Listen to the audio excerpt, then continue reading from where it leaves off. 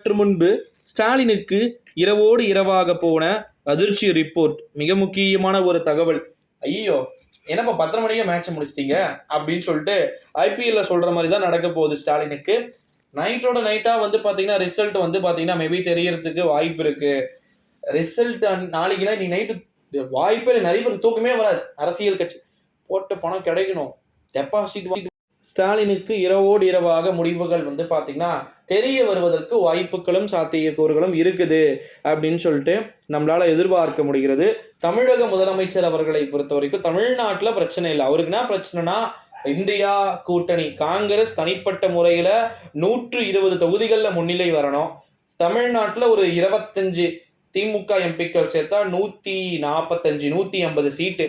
மற்ற மாநிலங்கள்லாம் சேர்த்து ஒரு 70 சீட் எடுத்துட்டாலே பிஜேபிக்கு வரலாறு காணாத ஒரு நெருக்கடியை திமுக மற்றும் இந்தியா கூட்டணி கட்சிகளால் கொடுக்க முடியும். பிஜேபியை ஒழிக்க வேண்டும் என்று நினைத்தால் பிஜேபி தனிப்பெரும்பான்மையை 300க்கு மேல எடுத்துட்டாங்கன்னா ஒன்னுத்தையும் இங்க பண்ண முடியாது. அது வேற விஷயம். அவங்களால தனிப்பெரும்பான்மையா மெஜாரிட்டி நம்பர் கிடைக்கல. 272 மேஜிக் நம்பர்ல 200ல நின்றுட்டாங்க. கூட்டணி கட்சிகள் இருக்கும். கூட்டணி கட்சிகளை நம்பி ஆட்சியை நடத்த முடியுமா? அதுக்கு இவங்க என்ன பேர் சொன்னாங்க பிஜேபியினர், கிச்சடி ஆட்சியை கொண்டு நாங்கள் ஒன்றும் பண்ணவது வாய்ப்பு வந்து கிடையாது அப்படின்னு சொல்லிட்டு ஒரு பல்கான ஒரு எல்லாமே வேணும். பல்க் தான் எல்லாமே வந்து பார்த்தீங்கன்னா கண்டிப்பாக ஒரு 300 சீட்டை பிஜேபி பெற்றுருச்சுப்பா. கூட்டணி கட்சிகள் இந்தியாவுடைய கூட்டணி கட்சிகள் எல்லாமே சேர்த்து ஒரு 75 375 அடேங்க அப்பா ஆட்சியை அழகாக நடத்தலாம். ஓகேங்களா? 200 தொகுதிகள் வந்து பார்த்தீங்கன்னா பிஜேபி வெற்றியை பெற்று விட்டது. 80 இடங்களை கூட்டணி கட்சியினர் வெற்றி பெற்று விட்டார்கள். ஆட்சி தான் பிஜேபியின் ஆட்சி தான், மாற்று கருத்து இல்லை.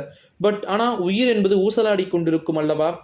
ஆகையால் தான் நான் என்ன சொல்கிறேன்னா, தமிழகத்துடைய முதலமைச்சர் அவர்கள் இப்போ ஜூன் 1ஆம் தேதி வந்து பார்த்திங்கன்னா இந்தியா கூட்டணியுடைய ஆலோசனை என்பது நடைபெறப் போகுது. அன்றைக்கி தான் 7ஆம் கட்ட கடைசி தேர்தல்.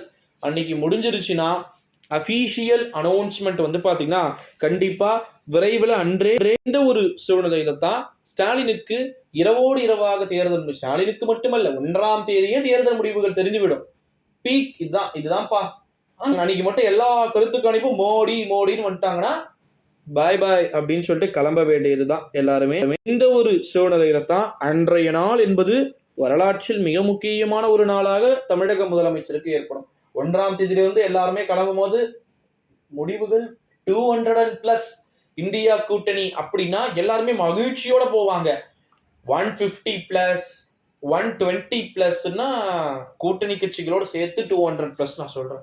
காங்கிரஸால தனிப்பட்ட முறையில் 200 தொகுதிகளுக்கு மேல வெற்றியை பெற முடியாது, வாய்ப்பே கிடையாது. அதே அளவுக்கு பிஜேபியும் வலுவான நிலையில கடந்த முறை அதற்கு முன்பை காட்டிலும் இல்லை. ஓகேங்களா? இந்த முறை மக்கள் எவ்வளோ முறை தான் பார்ப்பாங்க? ஒருத்தரையே ஜெயிக்க வச்சுட்டே இருக்க முடியுமா? ஒரே காட்டில் எப்பவுமே மழை பெஞ்சிட்டு இருக்குமா? பக்கத்துலையும் கண்டிப்பாக பெய்யும் தானே. அதே போலதான் ஸ்டாலினுக்கு இரவோடு இரவாக நிச்சயமாக அதிர்ச்சியான முடிவுகள் காத்து கொண்டு இருக்கலாம் என்று எதிர்பார்க்கப்படுகிறதாம். ஸோ வெயிட் பண்ணி பார்க்கலாம் நண்பர்களே, என்ன அறிவிப்புகள் வெளியாக போகுது அப்படின்னு சொல்லிட்டு நம்ம வெயிட் பண்ணி